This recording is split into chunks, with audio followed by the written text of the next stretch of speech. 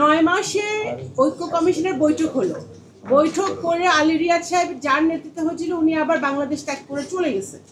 এখন গতকালকে আসিফ নজরুল সাহেব বলতেছে ভাই ঐক্য তো হয় নাই, আপনারা আবার 1 সপ্তাহ টাইম দিলাম ঠিক করেন নাকি কথা। আমি ধরেন ভোটার, আমি হলো গ্রামে থাকি, আমি কিছু বুঝি না। তো 9 মাসে কি হইলো?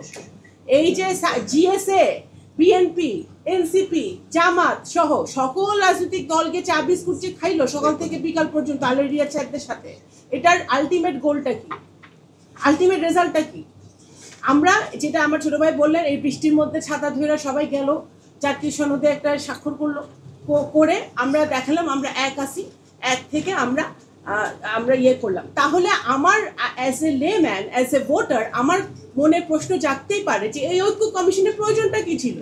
ভাই প্রথমেই ডক্টর ইউনূস এসে বলতে পারতো যে এই 84টা আইটেম আছে, আপনাদের ঘরে ঘরে পাঠিয়ে দিলাম, আপনারা টিকমার্ক দেন, আমরা কোথায় আপনারা একমত কোথায় দ্বিমত, 1 সপ্তাহের মধ্যে আমার কোর্স কমপ্লিট।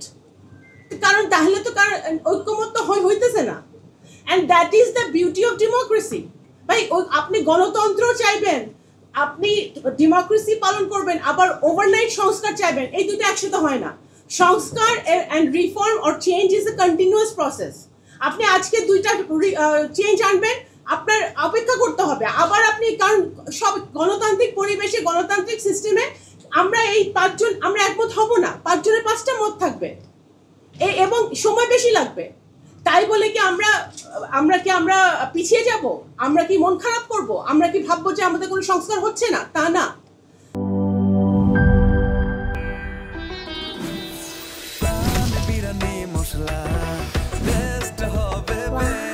প্রাণ বিরিয়ানি মশলা, টেস্ট হবে বেস্ট। প্রাণ, জীবনের স্বাদ।